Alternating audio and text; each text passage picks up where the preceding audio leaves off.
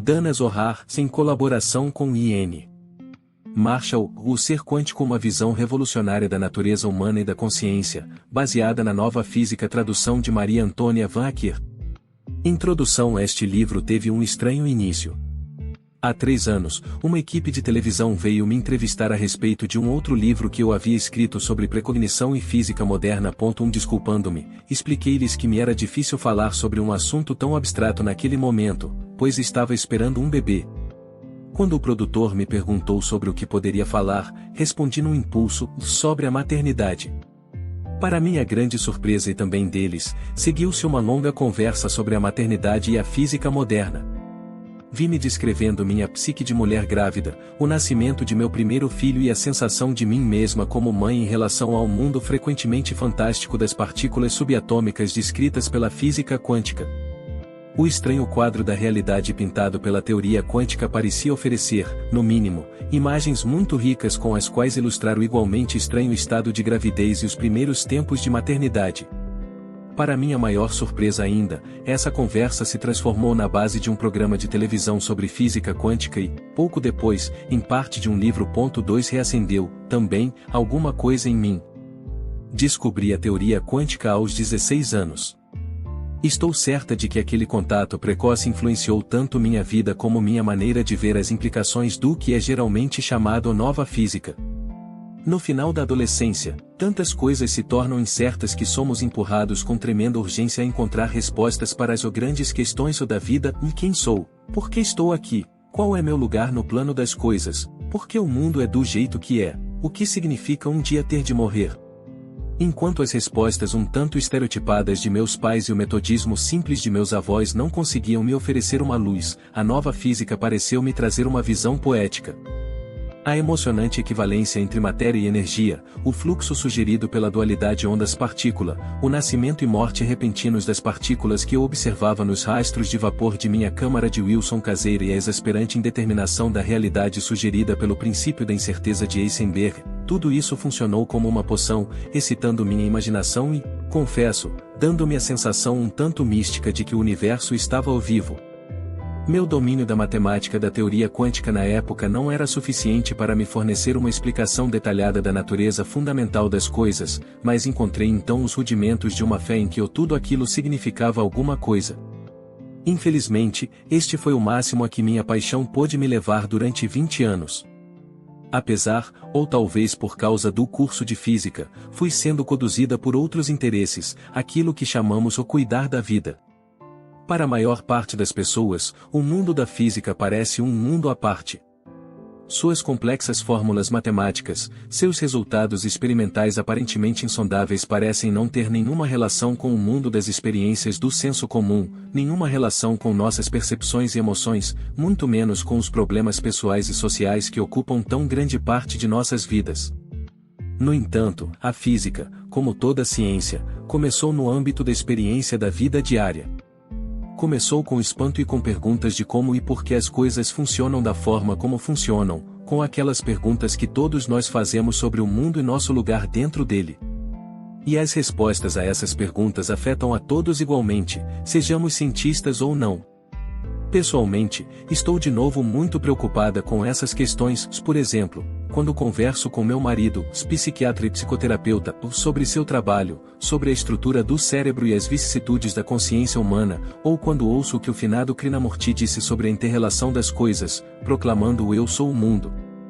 Desde aquela primeira conversa com o pessoal da televisão, cada vez mais me flagro usando meus conhecimentos de física quântica.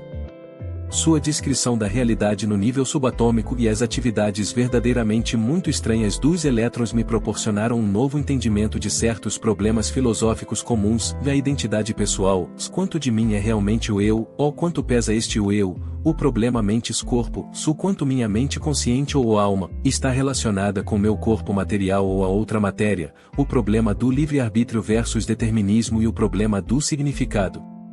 A física quântica também me ofereceu compreensão sobre minha vida diária, lidar à luz, pensar na morte, sentimentos de empatia ou mesmo telepatia com os outros, a maneira como o mundo material, por exemplo, cidadezinhas muito feias, se impõe sobre a consciência etc.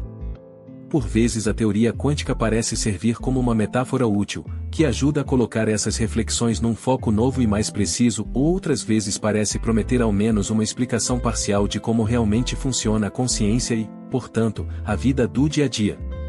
Este livro começou originalmente como um exercício de metáfora, mas, ao se desenvolver, a metáfora cedeu cada vez mais lugar às evidências ou, ao menos, ao que se pode considerar uma especulação muito bem fundamentada a respeito da verdadeira física da psicologia humana e suas implicações morais e espirituais. Ao escrever o livro, constatei com pesar o fato de que cada capítulo poderia, se em muitos aspectos deveria, ser uma obra completa. Contudo, como a ideia básica de nos vermos como pessoas quânticas já é em si tão radicalmente nova, achei melhor oferecer num primeiro passo uma visão geral bem ampla. Assim, espero, o leitor poderá apreciar seu significado de grande alcance. Talvez outros desenvolvam com maior detalhe seus muitos temas. Muitos me ajudaram na elaboração deste livro. Gostaria de agradecer de forma especial aos membros do Grupo de Física e Filosofia de Oxford pelas horas de discussão altamente esclarecedora e à Sociedade Oxford de Psicoterapia pela assombrosa relevância de seu programa de palestras sobre os temas que eu estava procurando desenvolver. Tom Kenyon, do Oxford Daily Information, me ajudou a superar meus traumas com o processador de texto, e minha agente, Dinah Wiener, me apoiou o tempo todo com sua fé e seu estímulo. Ela deu início ao livro muito antes que uma de nós avaliasse seu escopo. Já fiz menção, insuficiente, à contribuição intelectual de meu marido.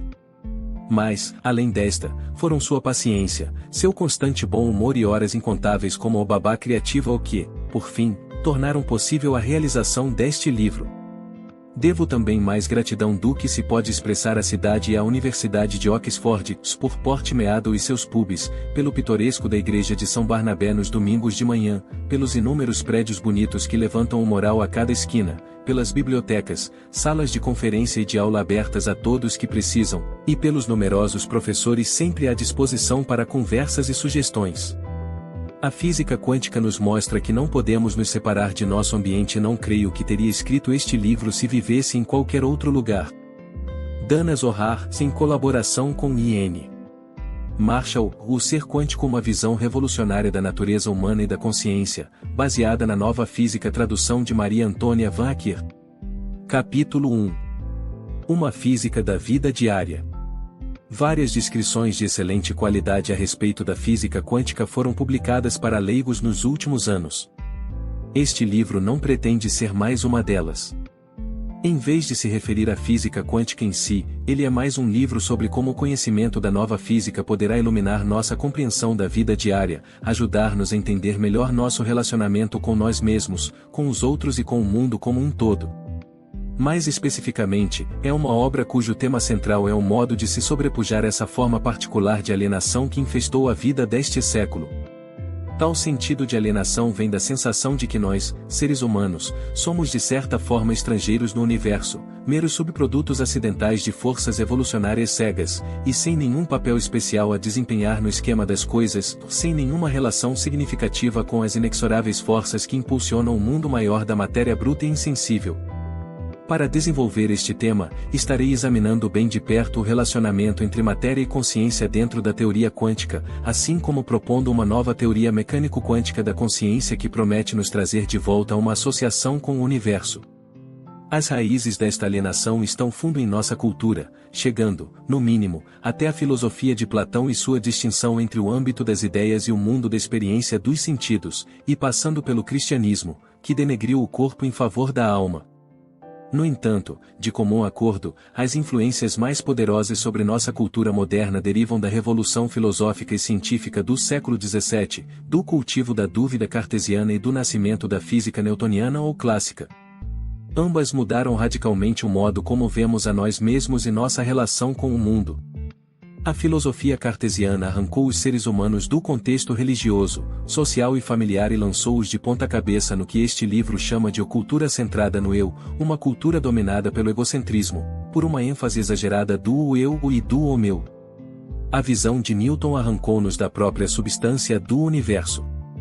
A física clássica transmutou o cosmo vivo dos gregos e da Idade Média, um cosmo cheio de sentido e inteligência e movido pelo amor de Deus em benefício do homem, numa máquina morta e previsível. A revolução de Copérnico havia deslocado a Terra, e portanto os seres humanos, do centro das coisas, porém as 3 leis do movimento de Newton e seu modelo mecânico do sistema solar forneceram a planta para um projeto completamente despido de vida. As coisas se moviam porque obedeciam a leis fixas e determinadas. Um silêncio glacial invadiu os céus antes pululantes de vida. Os seres humanos e suas lutas, toda a consciência e a própria vida tornaram-se relevantes ao funcionamento da vasta máquina universal.